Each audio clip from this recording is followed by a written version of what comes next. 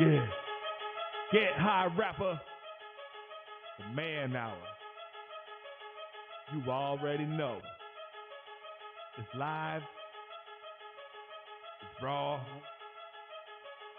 It's going down. Like this. I'm going around and letting everybody know that they welcome to the show. It's the latest thing you ever seen, you already know. Let me introduce you to your host of the hour. It's Mike and Mike. Yeah, it's the man hour. Got the hottest plays, all the breaking news. Every rumor, every trade, every breaking bruise. Tighten knuckle screws. Yeah, it's going down. Have you saying what the fuck and never watered down? It's going down. I'll be rolling up. And if you buy it or you sell it, then you made the cut. Watch me flip it back. I can double up. I got sriracha for that ass, I'ma burn it up. Gotta check the rules and know that if you fair foul. Ref blow the whistle, coach throw the towel. We can do this on the field or outside the line. It's the man hour though, now we going live. And what is up, everybody? Michael Buckasher here with my man, Mike LeBlanc. What is up, man? What is up? What is up? What is up? What up? Man, How was your day, sir? Hey, my day was awesome. It's a hump day, and you know what that means. It's a lot of humping going on today. I didn't get tacos, so I'm kind of sad about that. Why would you get? You're supposed to get tacos on Taco Tuesday. Yeah, but it is trademarked by LeBron James, so we do tacos on Thursday. What? Yeah, you didn't know Taco Tuesday was trademarked by LeBron James? No, I did not. Like either he tried to trademark it, or he actually did trademark it. It was actually kind of funny. That's fucking ridiculous. So, like, if you say Taco Tuesday, LeBron James gets like 25 cents. Wow. Also, did you know that when people put like the Michael Jordan crying face like meme like on other people, that is trademark too, and Michael Jordan gets money for that? No, I did not. Crazy facts, huh? Crazy facts in the world that you now know. You're welcome, Mike. Very, very welcome. But, guys, welcome to the Mike and Mike Man Hour, guys. We're still giving away that $100 Amazon gift card. All you got to do is like our Facebook page and share this live feed as well.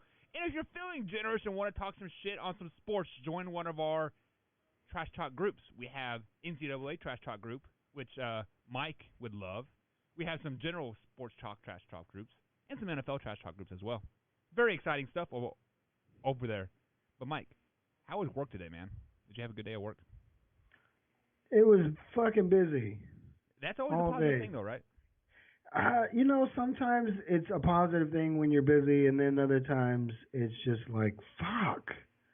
Like, you want to chill? I literally, sometimes, man, I will, get out of meetings, and I'll look at my calendar, and I'll be like, yes, I've got, 30 minutes to an hour to myself to actually hammer out some work. Right. And then, 5 minutes goes by, and then you get an email from a client like, hey, Mike, can you hop on a call real quick? I got just a couple questions. It'll take only 10 minutes. All right, cool. And that 10 minutes turns into 45 minutes to an hour later. Yeah. And then I'm like, I have to go. I have another call. I have to go. And they're like, oh, what? I have to go. The life of a CEO, right, Mike? That is the life of a CEO. 100%. Everybody wants to talk to you. Right. And Jamie tries to shield everybody, but it doesn't work. And I'm probably my own worst enemy when it comes to that, because I'm I need to protect my time better. Right. And I need to be oh no, you can get with Jamie on that. She can help you. But instead, I guess I'm still in that young business mindset where I've got to make everybody happy. What you're saying is you need a professional cock blocker. Yeah. Get out here with that cock. Get out here with that cock, right? That's exactly what you need is a professional cock blocker. Yeah. So if you are a professional cock blocker, go ahead and slide into Hit me Mike's up. DMs. I got a job for you. Yeah.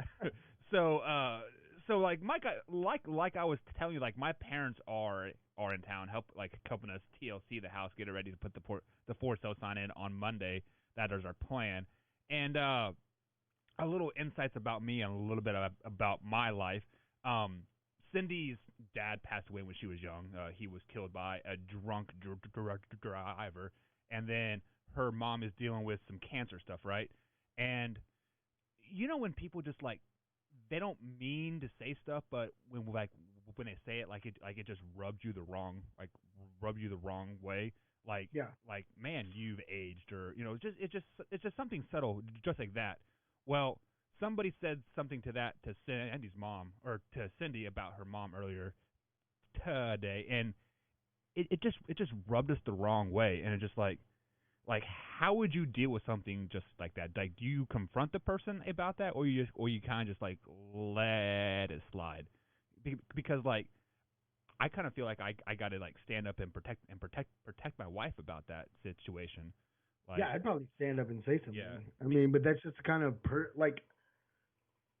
I wouldn't say I'm confrontational, but I kind of am. So, like, just like you, right? So we Right. went to Rack Room Shoes the other day, and the law in Texas is kids 10 and under don't have to wear a mask when you go into the shoe store. Yeah, because or kids into don't carry any COVID, store. right? So we go in there, and they're like, "Excuse me, ma'am. Excuse me." They were talking to my wife. They were, "Excuse me, ma'am. Excuse me. They need a mask." And I looked, and I was like, "They're 10 and under. That's the law. So unfortunately, no, they don't. Well, if you want to shop in here, they do." So I go out and I get the mask, and I get the kids a mask so we can get them some shoes. And then I walk back in, and there's another little fucking kid running around the store without a mask on. So I looked to the lady. I was like, "So you're not going to tell him to put on a mask? He's only 2. I don't give a shit. My kids are 6 and 8. Right. If my kids got to wear one, so does yours." Exactly. This is some bullshit. Yeah, I don't know, man. Just like I'm not a confrontational person by like any means, but I will say something in a passive aggressive way, but like mean it, but say it in like a jokingly like manner. And sometimes that comes off as being like condescending, I guess, or something, just like that. But like today, like when Cindy was having like a meltdown, like I felt like I had to say something. I'm like, hey, you don't realize what the fuck we're going through day in and day out. Like, you aren't here every day, right? It's just irritating. But I'm just, I mean, if you guys got some advice, go ahead and let us know in the comment section. Like, would you say something let's say it is your sister that says something to your sister, or to your wife. I mean, like, not trying to be derogatory by like any means. It's just like a generalized statement, and it just comes off the wrong way. Do you say something, or you let it slide? Let us know in the comments. We saying something. Yeah, I tried to say something, and like it was my dad, and he just like snapped. I'm like, dude, you need to just calm down. I'm not a little boy anymore. I'm a man. I'm growing. My dad tries to do that to me all the time when he comes down. He tries to like big league me. Yeah. No. I mean, like, first of all, shut the fuck up. Number one, I love you. Right. But I'm not a child anymore. And number 2, you're in my house.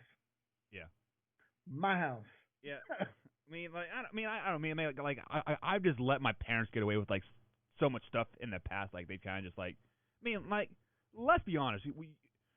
When your kids are 30 and 35 years old, like, they're still going to be your little girl, right?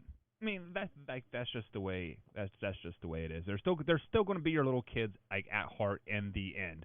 So I gotta say, what's up to a couple people out there in Shea. Well, what's up, Showtime Josh Shea? What's up, Xavier? What's up, Josh Vineyard as well? And also got Strikeout Beer in the house as well. What is up, guys? So we are going to talk a little bit of Dallas Cowboys today, Mike.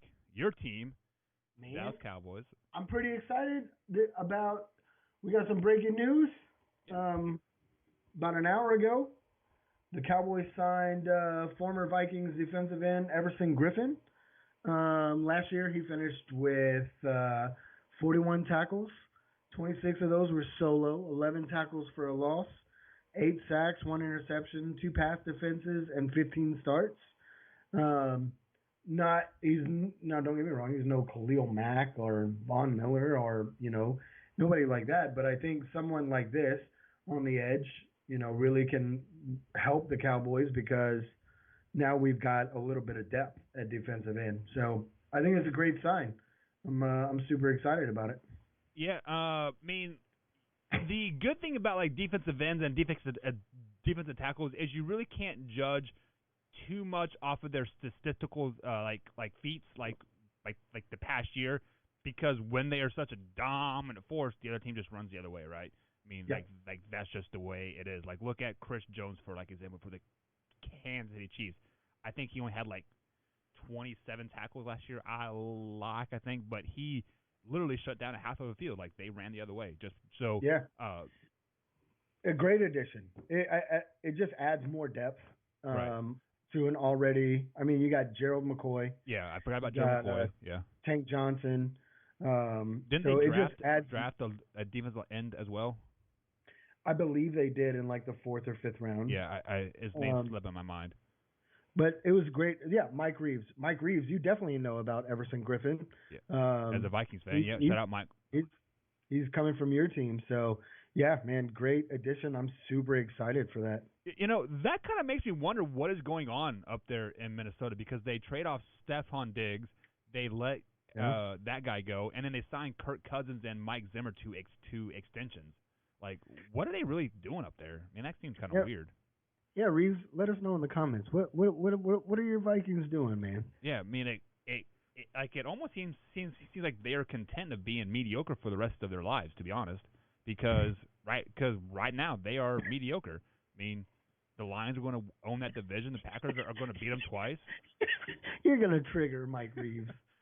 I mean, hey, when the facts are presented to me, I soak them in, I digest them, I read it through my mind again, and then you know what? I spit it back out. Be like, hey, you know what? This is how it is.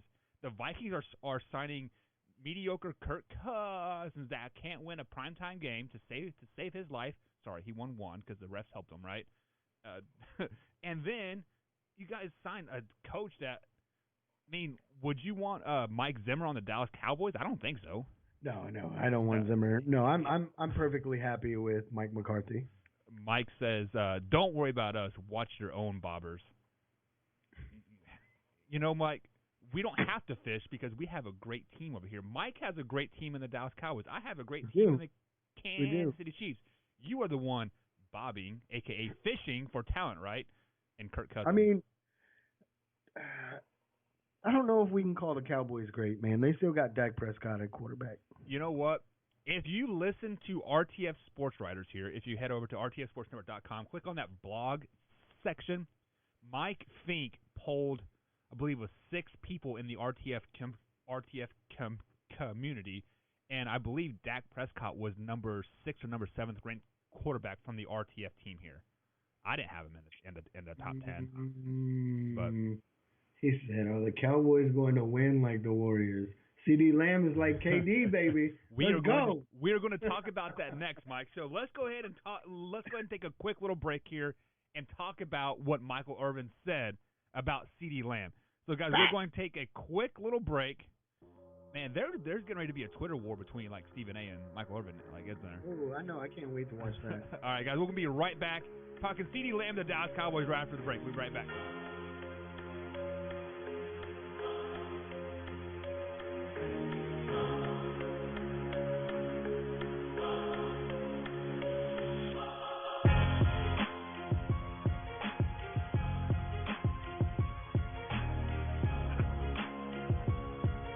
Wow, bold statement there. Alrighty, guys, welcome back to the Mike and Mike Man Hour. Comments are starting to flow in about the Dallas Cowboys, and Lucius said they won't even make it out of the NFC. I'm sorry, but I'm gonna have to call bullshit on that. Dallas Cowboys will make it out of the NFC, but I mean, if you're talking about the NFC East, yes, the Cowboys will make it out of the NFC East. Number one, Alex Smith doesn't start, right?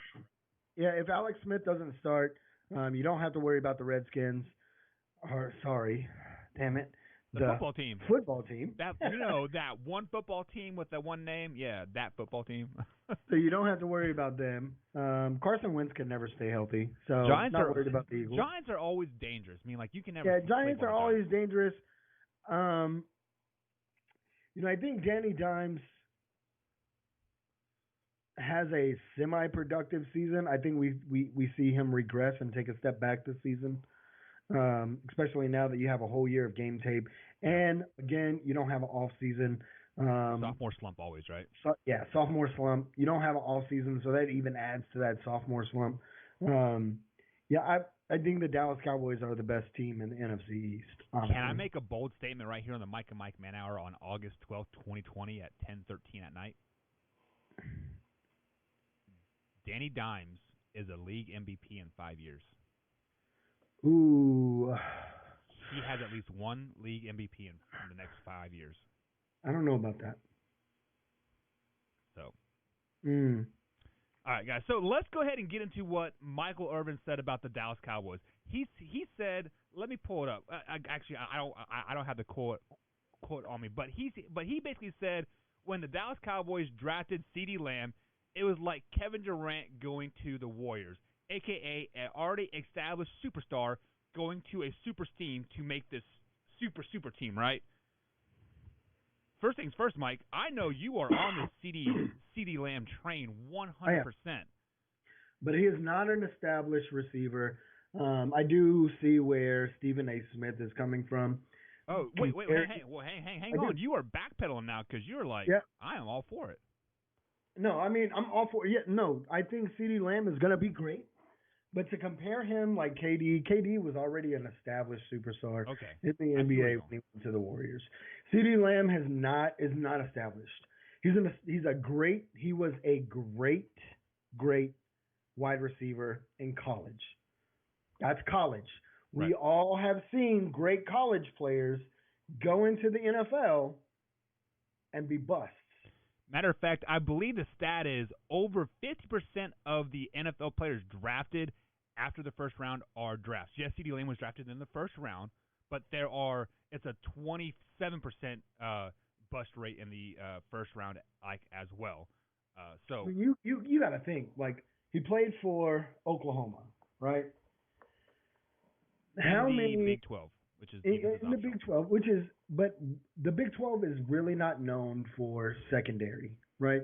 Right. It's really the SEC. So how many don't get me wrong, CeeDee Lamb made some amazing catches and had some amazing games. But what kind of talent were you going up against? You know, you're going into the NFL where you are up against, we may say, you know, this cornerback is a bum, that cornerback is a bum. But take that cornerback and put him in college, and he'll outdo every cornerback in. He is still a top 64 cornerback in the world, right? Yep. Exactly. So now CeeDee Lamb is going to go up against the best of the best. So to compare him to KD going to the Warriors, that was a huge stretch. Let CeeDee Lamb get in the league, get a year underneath him, and then you might be able to say something like that. Exactly, Lucius. What did he do against Bama and LSU? Not a whole lot. Not a whole lot. He really didn't. Yeah. So you know, when you go up against top talent, you know, it's hard. And no, Lucius, I do not think the Cowboys are the number one in the NFC right now. I think that belongs to the Seattle Seahawks. Yeah, if you would tuned in last night, I believe we had them at 5th or 6th, right? Because we had the Seattle Seahawks, Mike had these teams. I did not have the 49ers up there. He had the Seattle Seahawks, 49ers, Packers. Who else did you have up there, Mike? Can't remember now. I can't either. But yeah, like it was 4th. It was 5th or 6th. Like they were sneaking into the playoffs, but you know they were still not a number one team by like any means. So jumping back over to the CeeDee Lamb thought here, like I could see where Michael Irvin was trying to go. That Dallas Cowboys already has a star-studded receiver core. They have Amari Cooper. They have Zeke. They have what's his name? Gallup or not? Gallup and basically what Michael Irvin was saying that CeeDee Lamb could be a number one option on many other teams, but I don't think that is the case. No, like I don't think that is the case. I mean, because like maybe no, not even Miami because they got Stills, right? They picked up Kenny Stills in Miami, if I'm not mistaken. But Yep. he would be a number solid 2 on many teams, but not a number 1 option. KD was the number 1 option in Oklahoma. Yes, they had Russell. Yes, they had who else they have? They had the beard guy that plays with Houston now. But KD was the number 1 option there. CeeDee Lamb is not going to be the number 1 option in Dallas. Amari Cooper is the number 1 option. You gave him $100 million. Yeah. You Cooper's better number be 1. Gallup is number 2. CeeDee Lamb is coming in at number 3, and that's where he's going to be, unless he can break out and have a breakout season and prove that he's better than Michael Gallup. And Michael Gallup, to me, is an underrated wide receiver. I think Michael Gallup. Yeah, he's a number 1. Michael Gallup's not number 1. Amari Cooper is. No. But I'm saying he could be a number 1 definitely. on other teams. Michael Gallup could go and be a number 1 on other teams in the league. Giants. The dude is like, he can burn you deep. Right. He has But very good speed, very good hand. Well, yep. The problem is he gets overthrown a lot. Like I don't know if it was his hamstring was slowing down a little bit, but whatever. No, it's just Dak Prescott can't throw an accurate deep. But you said CeeDee Lamb is going to be a number 3 option. I think he'll be a number 4 option. I think Zeke out of the backfield is a better option than CeeDee Lamb. Well, I mean, when you're playing the shotgun, you're playing the spread, and you've got a 3 wide receiver set. Right. He's going to be the third one. Yeah, Zeke, no, I agree, Lucian. Zeke is the number 1 option in Dallas. Feed him. Yes, totally agree. Coming out of the backfield, Zeke is deadly on the screens. Holy Zeke shit. will be the number 1 option if Dak Prescott is not the quarterback. If Andy Dalton is the quarterback, Zeke is going to be Christian McCaffrey of last year with the 1,500 yards rushing, 1,000 yards receiving, hands down. Just because Andy Dalton is smart enough to check down when there's no receivers open, right? Dak is going to try to force the ball a little bit, like I think. So just to Lucius also said that the Dallas Cowboys have a Super Bowl offense on paper. The offensive line is a little suspect, I think, because they... No way. They're still ranked top 5 in the league. The offensive line, even though they Frederick's Cowboys retired... They lost Frederick, that's it. And then they drafted a rookie to replace him. Yep, and then we got Ron O'Leary back. And then you still have not Tyrone Crawford, but can't think of that dude's name. He's fucking, he's huge. I can't think of his name right offhand. That Cowboys line though it's top 5 still in the league. So Lucius, I want to ask you this question: is Dallas Cowboys Super Bowl's offense on paper with Dak Prescott as a quarterback or with Andy Dalton? Because I think with Mike, you are going to probably say they're not Super Bowl team with Dak Prescott at the helm, right? No, not what he showed us last year, that he couldn't beat any playoff teams. Tyron Smith and Leo Collins. Thank you, Lucius. Yes, those 2 are beasts, man. Isn't Tyron Smith always hurt with all those back problems though? Yep. Like I don't like he reminds me of Sean Lee when he's in there. He was great. Into this year. He had back surgery. He's fully healthy. He's good to go. Was this the same back surgery that he had 2 years ago? Not sure. Quit fucking hating on my Cowboys. I'm not hating. I'm just saying, like, you cannot rely on a guy that's had a broken back. Do you? Yeah, he may have had back problems, but that dude is constantly in week in and week out. So Lucius did say that Andy Dalton gets them further because he will manage the game better. To be honest, I agree with that. And what Dak showed us last year, he couldn't beat a playoff team to save his life last year.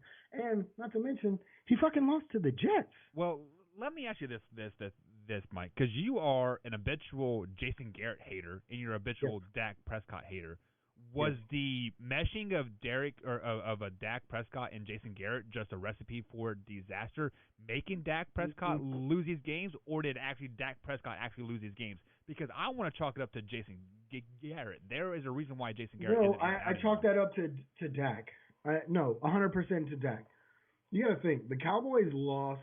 There was only a couple games that they got smoked last year, right?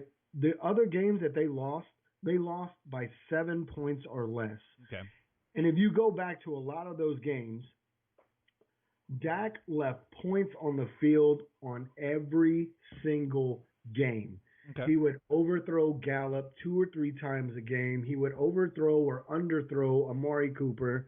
I mean, there's only so much those receivers can do.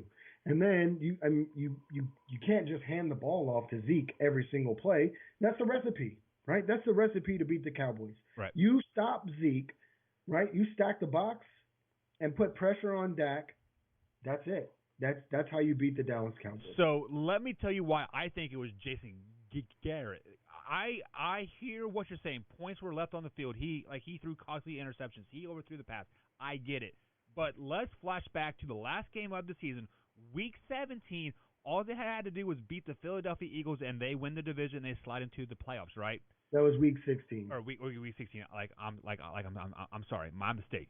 But Dak Prescott said he had shoulder injury, right? He was nursing a sore shoulder that game, right? How many times did Ezekiel Elliott get the ball in that game? It was like 13 or 14 times. You have a quarterback with the sore arm throwing the ball 50-plus times in a game. You can't. I mean, you really can't put that on Garrett because then that's Kellen Moore, the offensive coordinator, who's calling the plays. Okay, Garrett but that ultimately falls on the head coach's shoulders. Me as a defensive coordinator, I can make a bone ass play, but in the media, am I going to get ripped, or is the head coach? It's the head coach because he makes the final call. Then that's Dak Prescott. Also, I mean, there's enough blame to go around for everybody, right? But it all falls on Jason Garrett's shoulders at the end of the day. That's Dak Prescott's job as a leader on the field and the coach on the field to call an audible or check a play because you can read the defense and see what the hell is coming, right? You know what? If you see a blitz, okay, check out of a run and go into a play action or go into a pass. If you see the defense is playing for a pass and you're going to pass the ball, check into a fucking run play. How many times have you seen Peyton Manning do it? How many times have you seen Drew Brees do it? How many times have you seen Russell Wilson do it? Aaron Rodgers. That's football IQ. That's football IQ. Exactly. Exactly. And it is also ego. It is what's the word opposite of egotistical? Selfless. Okay, yeah. So those guys are not selfless out there. Dak Prescott has a strong arm. He was a 4th-round draft pick, and he wanted to show off his arm talent, right? And as a head coach, as an offensive coordinator, you have to know that. You have to know, hey, my quarterback has this big-ass ego thinking he can throw the ball anywhere. Look at Brett Favre, right? Brett Favre always thought he could make that pass, right? Did you ever see Brett Favre check to a run? I can't think of any time he checked to a run. That's Brett Favre. He's one of a kind, dude. But I'm saying, Dak Prescott has been compared to Brett Favre, right? He wants to throw the... Don't you ever say that again in your life, that you can never compare Dak Prescott to Brett Favre, ever. Are you telling me their games do not mimic each other? They are not that game like that gunslinger mentality, like I can roll out and make any pass? Well, first of all, Dak Prescott is not a gunslinger, number one. He does not have an arm. He's probably top 5 arm strength in the league.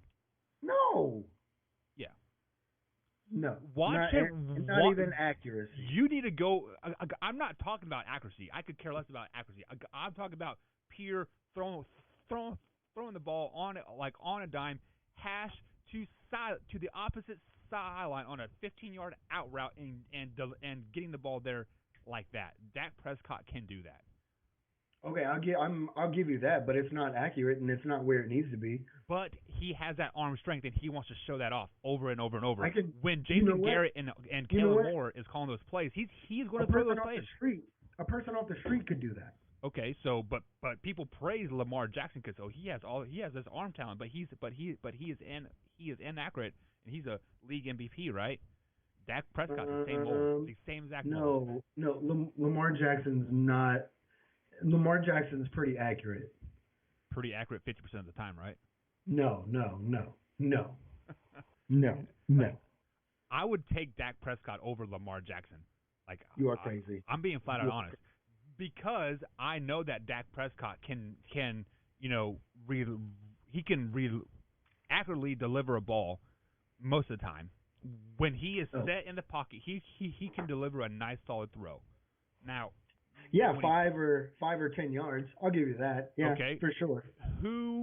Dink and dunk. Who made a living at dink and dunking last year? Tom Brady. Tom Brady, exactly. But also, Tom Brady's getting up there. In Tom Brady's prime, Tom Brady could throw the ball deep. He could, but did he? Yeah. I would say Tom Brady is more of a dink and dunker. How many times did he throw the ball deep to Mr. Randy Moss? That was one season. If you put Dak Prescott on that team, Randy Moss scores even more touchdowns, I bet. Dude, Michael Gallup is open probably 60% of the time going deep. Randy Moss and Dak constantly overthrows it. Because his arm's too big, man. It's too strong. Get the fuck out of here with that arm too big. No, he just cannot throw the ball deep. He's super inaccurate. He can't put it in the bucket. I will give you the accuracy, but he definitely has a top 5 arm strength. Now, dating back to that Week 16 game versus the Philadelphia Eagles, he was complaining about arm soreness, and Jason Garrett threw him, I think it was like 50 times, and then ran to Zeke like 13 times, in that game. You cannot blame all his losses on Dak. It falls on Justin. Tony Romo had a punctured lung against the San Francisco 49ers, still came out and threw the ball multiple times and won the game. Against the Washington Redskins, he fucked up his back, and he still went out there and played, and he still won the game. I don't want to hear I have some soreness in my shoulder. Bitch, you're a fucking quarterback in the NFL. Suck it up, Buttercup. There's a difference. So let's say a kicker has a turf toe. That's a little different. You're kicking the damn ball with your toe. You are throwing the damn ball with your shoulder. How is that different? No, man. Come on, bro. How many quarterbacks you know that are beat up week after week after week, have sore in their throwing arm, everything like that, and they still go out there and they still perform? Very, very few of them because they never get touched anymore. Like, let's be totally honest about that. Let's be honest about that. They don't get touched anymore, Mike, right? But nonetheless, Michael Irvin, his comments were a little out there. Like, let's be honest. And I would be curious to see if he ever tries to if he does retract those statements. I mean, you kind of have to retract your statement. I mean, I get it. He's fired up about the Cowboys season, and let's be honest. On-air personalities, Michael Irvin is probably the biggest Cowboys fan and the person that roots for the Cowboys the most. Yeah. Besides Skip Bayless. But I mean, I get what he's saying. He's super excited to have a talent like CeeDee Lamb. I get it, but you are a public figure and making outlandish comments like that, you are going to get some backlash. Yeah, like me and you, we can make those comments all day, and everybody's gonna be like, "Oh, you're dumb, haha," and then we go on with our life. But Michael Irvin is gonna be a whole thing, all over Twitter, all over ESPN, everywhere. So yeah, no. All right, Mike. Let's go ahead and take our final break of the day. And on the other side of the break, guys, we're going to talk a little NCAA football. Of course, you guys have heard the news that the Pac-12 and Big Ten have pushed or I should say postponed their season. They haven't officially canceled it. They postponed them till the spring.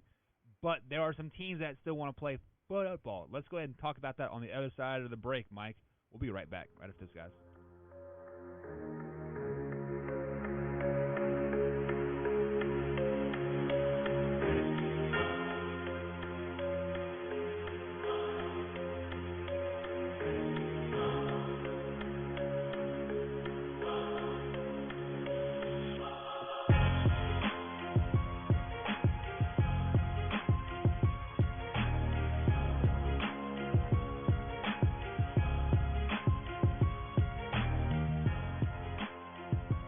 Welcome back to the Mike and Mike Manor, guys. Here, Michael Buckheiser with my man Mike LeBlanc. Mike, Jamison just inboxed me and said he was blocked on Facebook for 24 hours. So what? So he is watching. He just can't comment. I pay attention to a lot of the stuff Jamison posts, and a lot of it, he posts a lot of political stuff. Yeah. And I bet some liberal got their vagina hurt.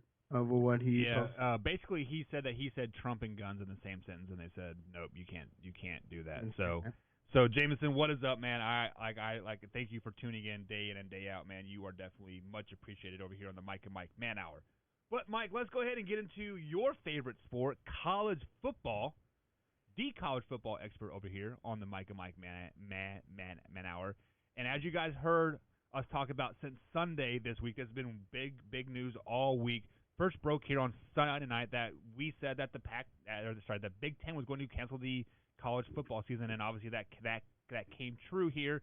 And so now there are teams in the Big Ten. I believe it was your boy who said that last night. Was it Jackson? I think said it. That after the Big Ten canceled the season, Nebraska, Iowa, Michigan, Ohio State, and Penn State all held practice after the announcement that the season was canceled. Now, Nebraska has publicly said, along with Penn State and Ohio State, saying that they want to play games in the 2020 season. Now, the Big Ten commissioner says that if Nebraska tries to play games, they're going to try to kick them out of the conference. Mike, bring them back to the Big 12.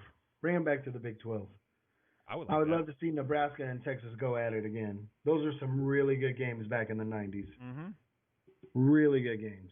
So some of the things that people are saying is that the Nebraska Huskers are trying to get out of the Big Ten because they can't, that they cannot compete. Like yada yada yada. They have to go to the Big 12 to compete. Guys, I still think the Big 12 is the most competitive conference from top to bottom, over the Big Ten, over the SEC, over the ACC, even the Pac-12. The reason why Nebraska really hasn't performed in the Big Ten was because they were in that transitional phase when they left the Big 12. They're already starting to go down on the decline there. They the longtime coach there, what was his name? Osborne, right? Yep. Yeah, so Osborne retired, and they were kind of transitioning, but now Nebraska's starting to come up and up again. So my question is, do you think the Big Ten commissioner is going to come with that same energy that he is after, like, Nebraska saying, hey, if you do this, we're going to kick you out, yada, yada, yada. Do you think he's going to have that same energy with Ohio State, with Penn State, with Michigan? Maybe. I mean, he has to, right? I mean, yeah, why why single one school out? Yeah. Yeah, I mean, you would have to. I mean, because, like, if you don't, that shows favoritism, right? And as a commissioner, you can't show favoritism at all. No, not at all. And then, how would the other schools in the conference feel? Like, let's say, like Northwestern and Wisconsin, like, would they try to kick them out? Like, shit. Mm-hmm. I mean, the Big Ten commissioner is digging himself a big-ass hole. Like, would you say that the Big Ten is going to implode by the end of the season? It could. It definitely could. Like, who do they have to lose for the conference just to be like, you know what, we're done? Is it Ohio State, Michigan? Yeah, it would have to be Ohio State. Is it just them, or do you think they have to get somebody else to, like, leave? No, I think it would be, I think Ohio State, honestly. If Ohio State left, I mean that's one of the biggest teams in the Big Ten, right? Is Ohio State? I would probably say they are the premier team, and then Michigan. Yeah.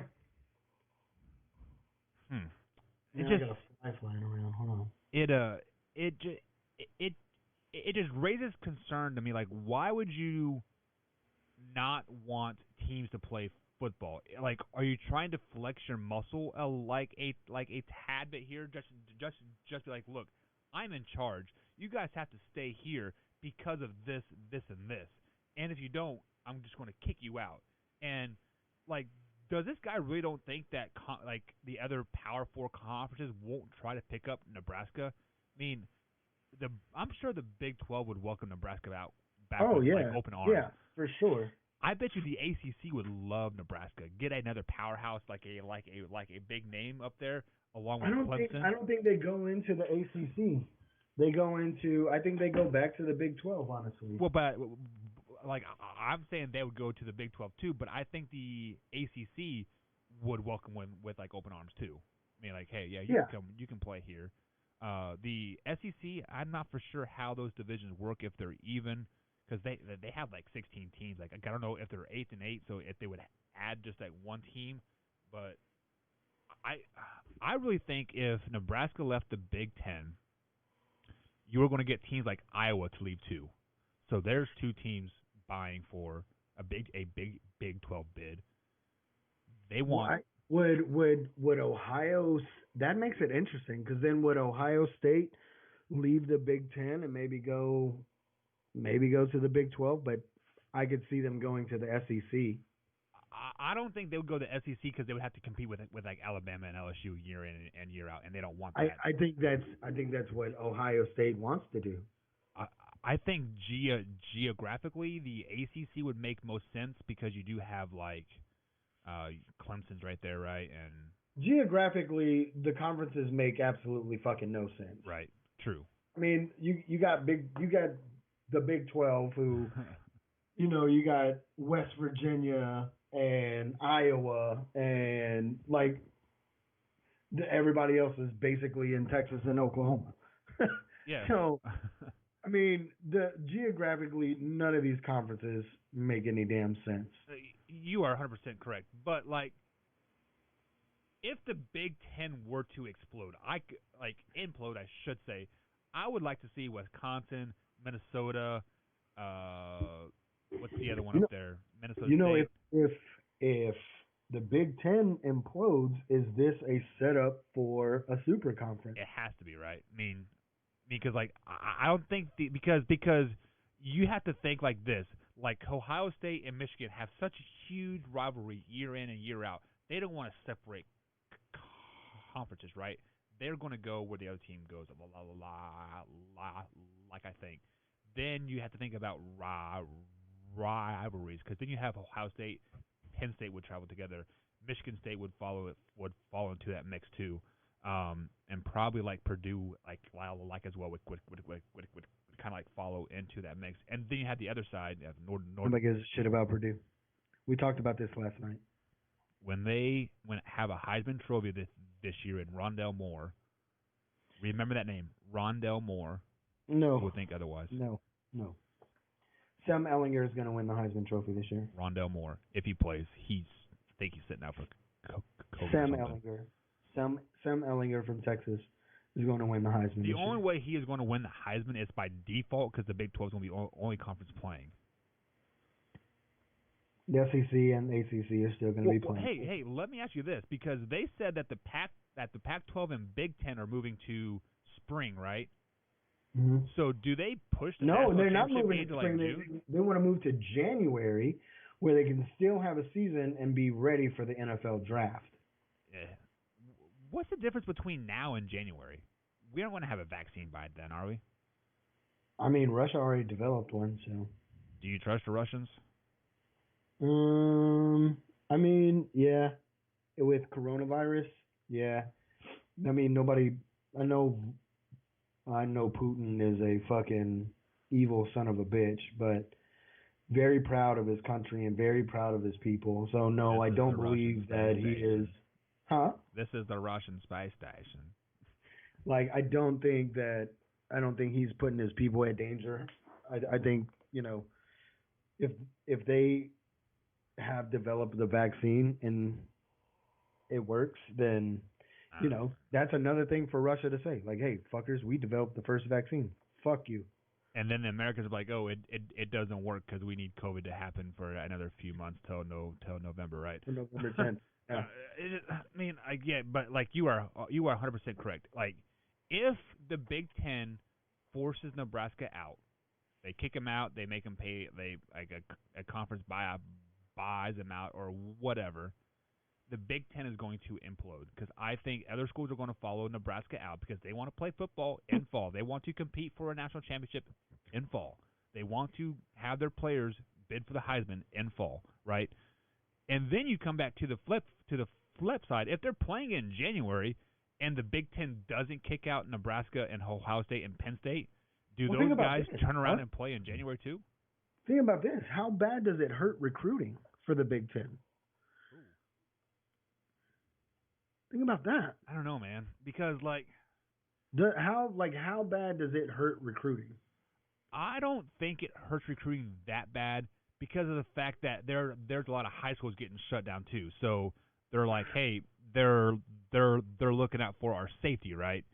But then the question arises: the Big Ten Conference is looking out for our safety, but then you have these colleges, Ohio State, Penn State, Iowa, Nebraska, want to play. What about the other 10 colleges that don't want to play? I think that hurts the recruiting more than anything. Like, I think... Do they not want to play, or do they just... Or is it they're just going by whatever they say? Oh, look, Jameson's back. What up, Jameson? He must get off his Did you get 24-hour out of ban. Facebook jail? Yeah. What were you saying? I'm sorry. I lost. I mean, it's those other 10 schools. Do they really not want to play? Is it? Do they not want to play? Because I don't give a shit what college you're at. Right. Right. Football funds all of your sports. Yes, that is a fact. So you're really telling me, even these smaller schools, you really tell me that they don't want to play? Well, no, we want to miss out on all these revenues, so we can't even fund spring sports. So a lot of these smaller schools, Murray State, Indiana State here, close to us, they can't afford the testing that the conferences are wanting to impose on them. They are wanting to do testing twice a week, and they simply can't afford that. So I think a lot of these colleges that aren't playing, i.e., like smaller Division I, Division II schools, they aren't playing because they simply can't afford the testing. And I was under the impression that the testing was free. Like, well, let me ask you this: not... how can a college? So you told me pre-show that your high school tests you guys twice a week. Right. Now they test the players too, or just the coaching staff? Select if the players are experiencing the symptoms, right? The not feeling well, the diarrhea, loss of taste, then they'll test them. Okay. So I mean, even so, a coaching staff for a high school testing you guys twice a week has to be expensive. Well, we also have donors that are paying for that. Somehow, some way. I get that, so, but how is a high school able to afford it, but a college can't? Because we are testing 8 people, so we're doing 16 tests a week, not 160 tests. You know what I'm saying? Because a average college football team has over 100 players on the field at any given time. But between your redshirted freshmen, your practice squad players, and your starters and backups, et cetera. Not counting the 20 plus coaches and graduate assistants and the managers and water boys and so you're probably looking at I'd say 150 tests twice a week. I mean, does it at that point you got to make a business decision, man? Yeah, we talked about that, Jameson. We talked about that. That's a great signing, bud.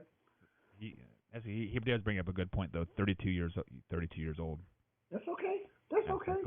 So back to your recruiting question here. I think it doesn't hurt Nebraska because Nebraska, the closest professional team to Nebraska is Kansas City Chiefs, right? And there's not, let's be honest, Jameson's is from Nebraska. There is not a lot to do in Nebraska on Saturdays besides watch Husker football. I believe the Huskers have been sold out every home game since like the 60s, right? Like I've been to Husker Stadium. I played on there and I sat in the stands. Did you know that their stands go above the freaking lights? Did you know that? It's a big stadium. Yeah, so if you want to play college football in a major town, Nebraska, you are going to get your players still. No matter if you're pro-Trump, against Trump, pro-COVID, against COVID, whatsoever. Same thing with Penn State. They are literally in the middle of the state. There is nothing in there but mountains and freaking smog. You go 2 hours to the left, 2 hours to the right, 2 hours to the north, 2 hours to the south. You don't see nothing but mountains. Penn State is the only thing there, right? That won't hurt their recruiting whatsoever. The only people that I see really hurting in the recruiting is Michigan, because I believe the counselor, the Big Ten commissioner, is from Michigan. So I think that is the only team that will ever hurt. Makes a lot of sense. The governor of Michigan is pretty fucking retarded too. Yeah, like they're very, very liberal up there. Very liberal. And my cousin's from there. My dad's from Sorry there. if we have any liberals watching the show, but we don't like you. Jameson's not a liberal. Jameson is not a liberal. No. Jameson is not a liberal.